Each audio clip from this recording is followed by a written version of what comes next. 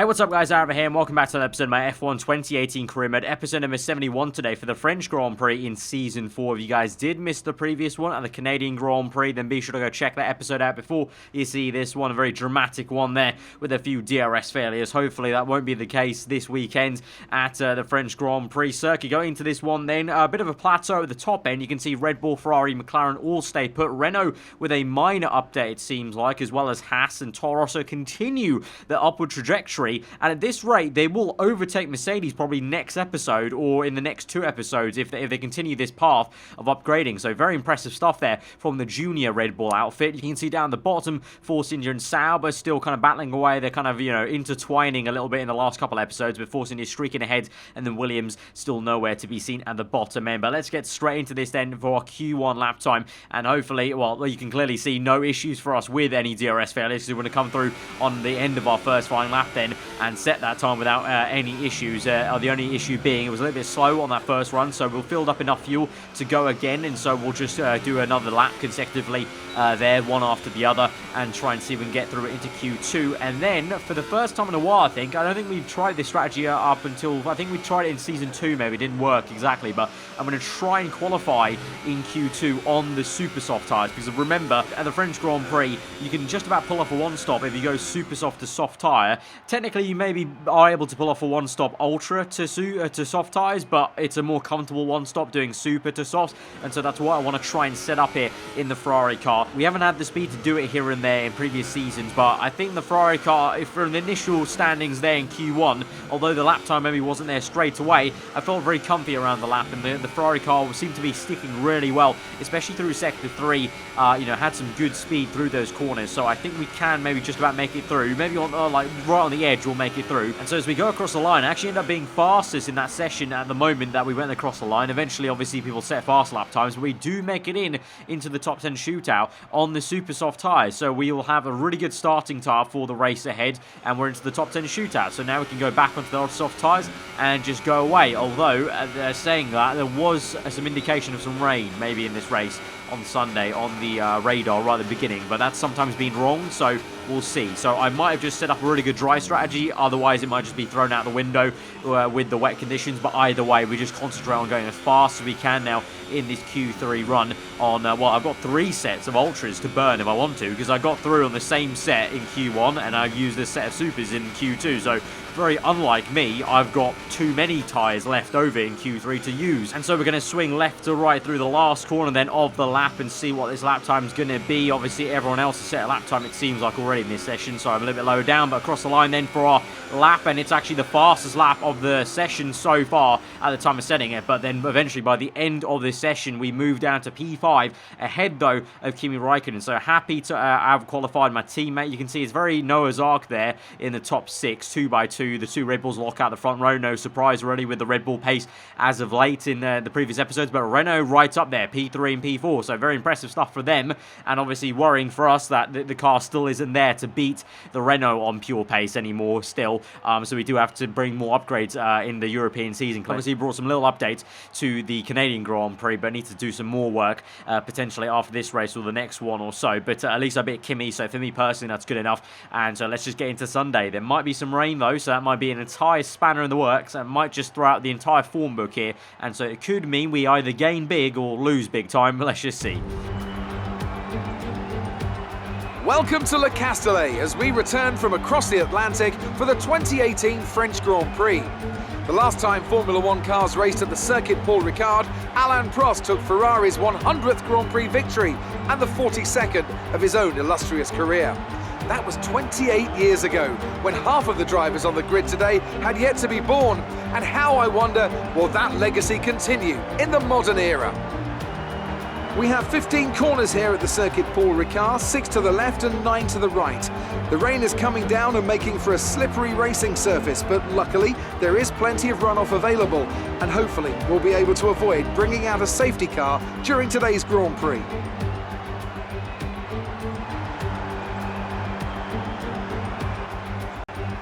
Anthony Davidson joins me again for the race today. Let's talk about Force India. They've had one retirement in the last 5 races. What do you think that says about the reliability of their car? It's a good statistic for sure, as it demonstrates not only mechanical reliability, but consistency from both drivers as well. These are 2 of the first boxes you have to tick for any successful season. We're almost ready to go then, and this is what the starting grid looks like for today's race. Young superstar Max Verstappen starts from pole position, with Nico Hülkenberg alongside. Looking down the rest of the grid, we have Sainz, the engineer, Kimi Raikkonen and Van Dorn, Hamilton, Gasly, Grosjean and Brendan Hartley, Ricciardo, Alonso, Valtteri Bottas and Magnussen, Ocon, Leclerc, Marcus Ericsson and Sergei Sorokin. Stroll and Sergio Perez rounds off the grid. And now it's time to head down to the track. So indeed, some rain has hit the French Grand Prix weekend, so we all start on intermediates, and so all that strategy work we did in Q2 and Q3 is not going to mean squat because everyone starts on intermediate tyres. You can see it is going to get dry apparently towards the end of the race though, so there will be some, tyre decisions to be made on the fly, but that strategy of the one stop now is no longer. We just kind of go with the flow basically and see how the weather holds up. So here we go then to 5 red lights to the French Grand Prix from P4 on the grid, because actually Ricciardo had a grid penalty. So 5 red lights are out and we're underway. So one of our main rivals is a bit further down then, thanks to an engine penalty. And so we get away a little bit slow and gingerly there as Raikkonen overtakes us on the left-hand side. Van Dorn shoots one down the inside. He tries to take both and me Raikkonen into one corner as we go back down the inside of Van Dorn, though, trying to repass him, but unable to get the traction. We got on the curbing slightly as I tried to avoid Raikkonen on the right-hand side. So that means I've gone down 2 places effectively from my starting position down to P6, so not very ideal. You can see the sun is already peering out a little bit there, so hopefully it dries up sooner rather than later, because I don't think I'm going to be that great in these wet conditions compared to what I am in the dry around France, but we'll see how it goes over the course of this first stint. If I can keep up with Van Dorn and try and repass him, that would be very ideal. Get in the back of Kimi Raikkonen, that would be very good. Obviously, like I mentioned, we've already got one of our main championship rivals. Both Red Bulls are. One of them is down the order. Verstappen's on that leads the way, though, ahead of the 2 Renaults. But first and foremost, we have to try and get ahead of Van Dorn. That's proving a little bit tricky because in the dirty air and also mixed in with, obviously, just the wet grip, you get a little bit offline on the curb as well, and the grip just goes like that. So you can see I'm really having to wrestle the car through onto the black stuff and make sure I'm sticking behind in the racing line. But at the same time, I'm finding these little moments on the track where I'm able to pick up some time on Van Dorn. So I think slowly but surely I'm picking up the confidence in this car to close up on Van Dorn. It's only a matter of time, I think, before we actually get close enough to make a pass. Of course, DRS not available, but in a straight line, we have done some good work recently to catch up in the engine department compared to Van Dorn's McLaren. So hopefully can do the job. But weird to say we're battling Van Dorn because usually it's Alonso's McLaren that's the top one. But Alonso actually got knocked out in Q2, I believe it was. So Van Dorn, strangely enough, does a better job than Alonso for once in the F1 game. Having said that, though, unlike Saturday, Van Dorn made a small mistake into that second last corner there, going a little bit wide, and so he closed up massively on the end of lap 2 onto lap 3 as Verstappen hits the fast out of the Grand Prix, still leading very much in a comfortable lead to the 2 Renaults. Then Raikkonen close behind. There's a gap then to Van Dorn. Can we try and get in that gap now down the inside into turn 1, into bold braking zone down to 3rd gear, and we do make it. Van Dorn locks up a tad and he's making mistakes galore now, and so we're up into P5. You can see in the mini-map on the left-hand side we've got a lot of space then to Raikkonen, although look at that up ahead. Raikkonen looks like he's just trying to move maybe on the Renault. He's lost some time there. Both him and the Renault now are a lot visibly closer. I've literally closed the gap in literally 1 sector there, so I don't know if there's maybe some issues for Raikkonen. He appears to be going a little bit slower than usual now. I don't know if there's maybe some contact, maybe some front wing off maybe for Raikkonen possibly, because we close up very rapidly, and in the same place where Van Dorn made a mistake, Raikkonen's just slow as a turtle in the last 2 corners there. So does he have an issue? He's going very slow. I'd be surprised if not, and there he goes into the pit lane. So I think Raikkonen must have had front wing damage, unfortunately for him, and so I hope that's not a bad omen for the rest of this episode. The bad luck continues for Ferrari. In this case, this time it's Raikkonen's turn as he's in early for an extra stop essentially, because that was a very early stop compared to the scheduled stop later in this Grand Prix, but we move up into P4 then for free behind the two Renaults and Red Bull. But we move later on into the Grand Prix. Verstappen is going to come in for a pit stop then, along with Nico Hülkenberg from P3. Sainz now goes up into P1 and inherits the lead from P2.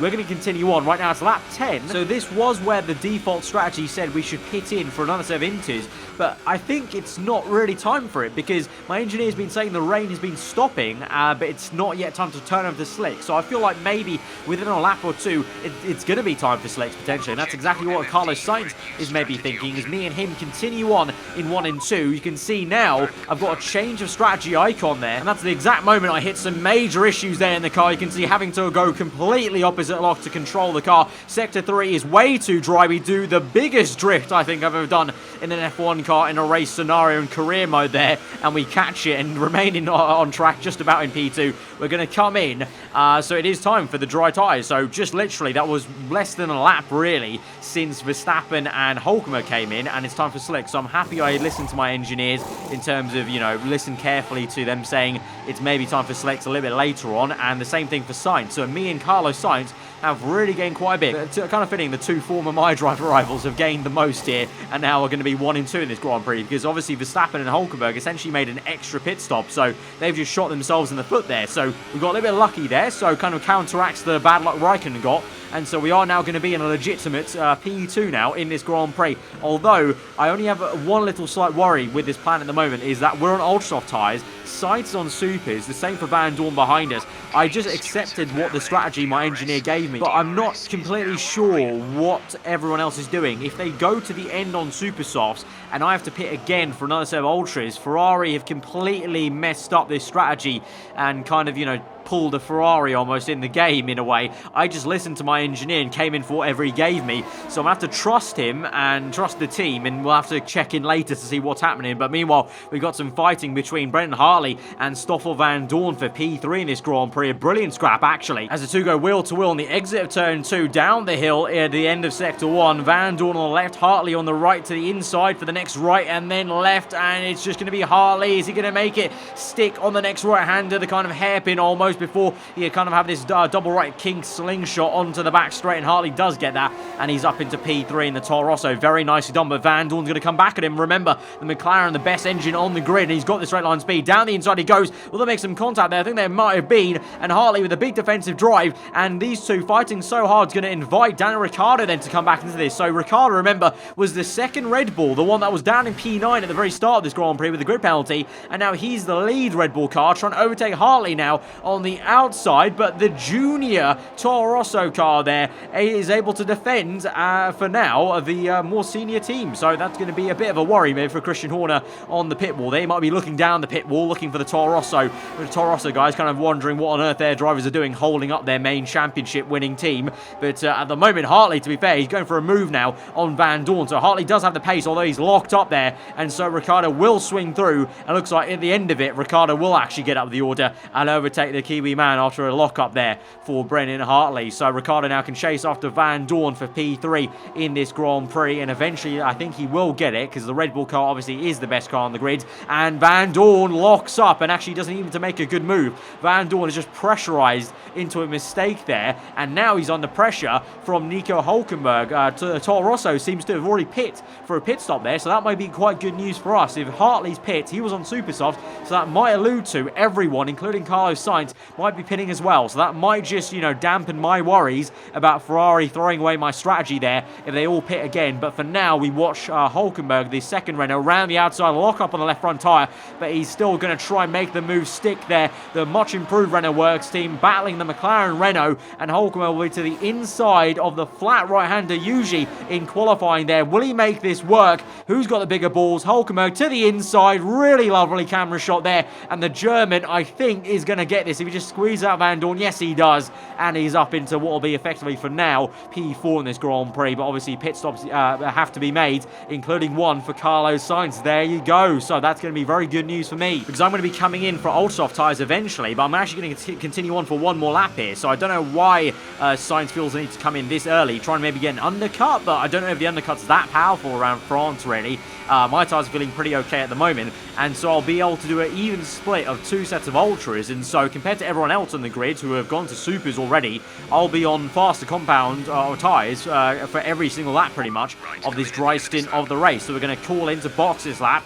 Raikkonen's in now. We haven't seen much of Raikkonen after he had that early pit stop for Inters, unfortunately, but I think he is in the top 10 at least, so that's at least something. But right now we're in the lead of this Grand Prix, then Ricciardo P2, Hulkenberg P3. It'll be a question mark to where Hartley comes out in all this, actually, because he'll be the real test of how much the undercut was really worth, because he came in a lap earlier than Sainz did, so he's going to have 2 laps of undercut, whereas Sainz will only have 1, and I think Sainz also, remember, he had an 11-second gap to me in second place, so we won't even really notice if we lost or gained any time to Sainz. But we come in then, and Ricciardo in with us right behind me, because I lost a bit of time in sector 3 with the tyre, where we come out just ahead of Van Dorn though, so that was very good. I could have got held up very easily by Van Dorn, and that would have been probably Ricciardo past me in the pit lane, so thankfully my team were able to get me out just ahead. And so as we come out the pit lane then, we will still be in P2. Hartley though will be very close to me there. There he comes down the main straight, and he slots in between myself and Ricciardo, but it's still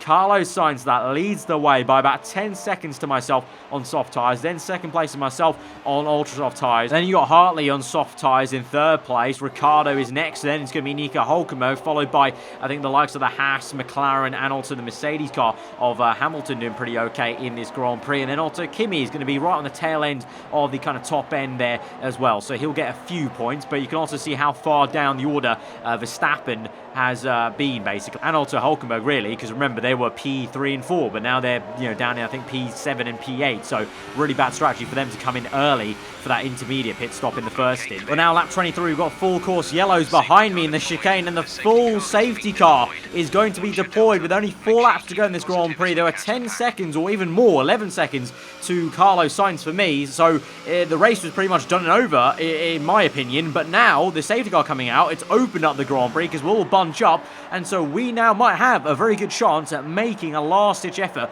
and maybe going for the win of the French Grand Prix on Sainz on the restart perhaps. And this is why the safety car got called out. Ricciardo there trying to make a move on the outside, locks up badly. You got then a lock up from the Haas battling the McLaren there. Verstappen overtakes Ricciardo. Ricciardo's going very slow, coming back on track there. I'm trying to cycle through the replay cameras, doesn't let me choose Ricciardo because he ghosted, and so that is why the safety car came out. I think the FIA thought that it was a very dangerous position for Ricciardo to be stuck in right there. Obviously you saw the Haas locked up and nearly smashed into him, so I can kind of understand, but a bit of a weird one there. But I mean, I'm not complaining, because like I said, it has brought the race close together, because now look at this now, only 2 laps now in this Grand Prix, and we're right there. Sainz is just for the taking. We've got to make sure we have a good getaway. You can see I've heated up the tyres quite well there, actually they're pretty green, and so we can get a good exit. I don't know how the straight line speed is versus the Renault. I think the Renault does have better straight line speed than this Ferrari car maybe, but we're going to have to go for it, and we may as well, because we've got 2 laps, we've got the fuel, we've got the ERS, and so here we go. It's a good exit actually,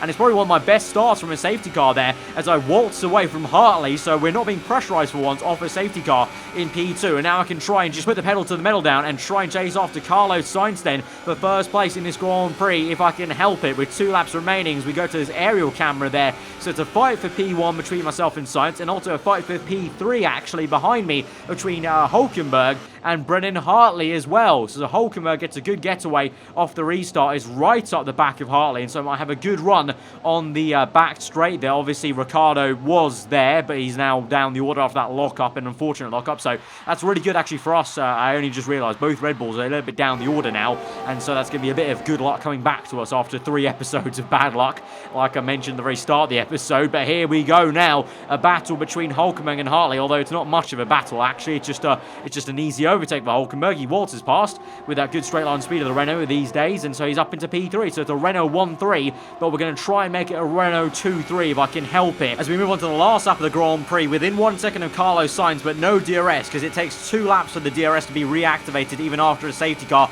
so we have to do this on pure engine power and slipstream there, and I just don't have enough to close that at least 8/10 gap I think that started off as. But you can see under braking there, the Ferrari has some really good grip still compared to the Renault there. That's definitely a place they need to work on, as a team they want to try and consistently challenge here. But for now, it's going to be very a strong case for Sainz to take this through to the win, because Sector 3 is so difficult to make an overtake. Obviously, you remember in seasons gone by, I think Season 2 famously, when I tried to battle Raikkonen, I think in Season 1 as well, tried to, fight in Sector 3. It's just so difficult, and I'm trying to get as close as I dare to Sainz, but the corners now are very off-camber, and I'll just lose too much time left-handed there. Onto the next left, we're going to try and gain some time on the braking, and we're going to make a last-minute dive, but it's going to be useless there, and in the end, Carlos Sainz will come through for his first ever victory in Formula 1 in this F1 2018 career mode. It's fair enough, but we're going to come home in a very strong P2. Very happy about that, especially after the start in the rain for us. But, oh wait, hang on. We're in first place, apparently, according to the game. How's that happened? That's a fantastic performance from Ferrari. It hardly looked in doubt. And I have to wonder, Anthony Davidson, just what set them apart from the competition here. Without a doubt, the safety car changed everything today. The key to their success was keeping calm and reacting to the situation quickly. We've seen teams in the past throw away wins because they were too hesitant, but here they were decisive, and that's allowed them to take the advantage. And as we can see, it's time for the podium, and as the drivers make their way out, there's a familiar red suit making its way to the top step. Fantastic win for Ferrari.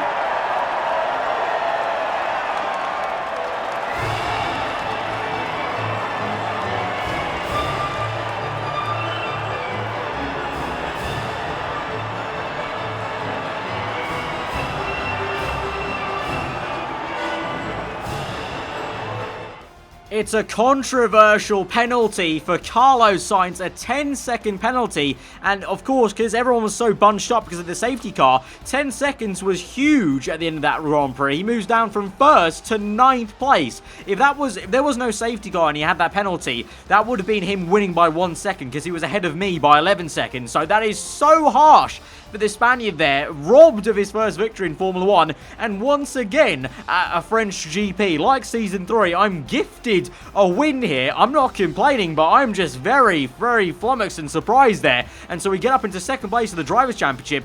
We gain a bit on Red Bull there in the Constructors, although Kimi not scoring doesn't help, so they still have a very healthy lead in the Constructors' Championship. But drivers-wise, we're now right back up there with Verstappen and Ricciardo, but very, very odd and a bit controversial, because, that's a big deal, taking a race win away from someone with a penalty applied post-race there, because I was not told about that until I crossed the line. I did not realise that. My engineer didn't say anything about that, so very, very odd. It's almost like it got applied just afterwards. Otherwise, I feel my engineer would have told me at some point, but by remembering back, I literally never heard that he had a penalty, and so I don't need to actually overtake him. So there we have it. So we move through to the end of the episode then as a race winner at the French Grand Prix. So I'll take that as my 2nd win in Ferrari. Day-to-day. Tell us about it from your perspective.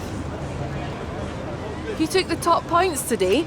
Was it a comfortable win? Claire asking if it was a comfortable win. I don't feel really comfortable answering it like that because of the penalty, so I'm not going to answer it and just be no comment. What do you think made the difference between this weekend and last weekend? And this one I kind of can't answer, even though it's also relating to the car improving, although the car really didn't improve that much. But I'm going to compliment the chassis side. They did good work at the Canadian Grand Prix. Well, thanks anyway. So in the end, Claire, for some reason, still left frustrated there, but there you have it then. We won the French Grand Prix, very surprisingly, and we're almost kind of right back in this, because both Verstappen and Ricciardo had a bit of an iffy race there. We get 500 extra resource points for completing the driver kind of contractor goal, and so we go into negotiations then. I was feeling quite strong, so I thought I could negotiate quite high, but I severely overestimate my pulling power, apparently, because I guess the last 3 races obviously dented my kind of reputation with the team, so I couldn't ask for a too strong a contract. So in the end, I had to play it safe after losing 2 attempts. I had to just undersell myself just so I don't get a contract reset and it gives me the original contract I signed in round number 1. That would be horrendous. So I'll just go for a kind of, a little bit lesser contract than I wanted to, and we just go for it. But okay, a very surprising and shocking episode then at the end of that. I don't know how really to feel about that, honestly. But guys, let me know what you thought in the comments below about that. If you did enjoy the episode, hit that like button. Let me know what you thought in the comments below. If you're around, do get subscribed for weekly full-on content. I've been Alfa. Hope you enjoy the rest of your day. I'll see you guys next time. Goodbye.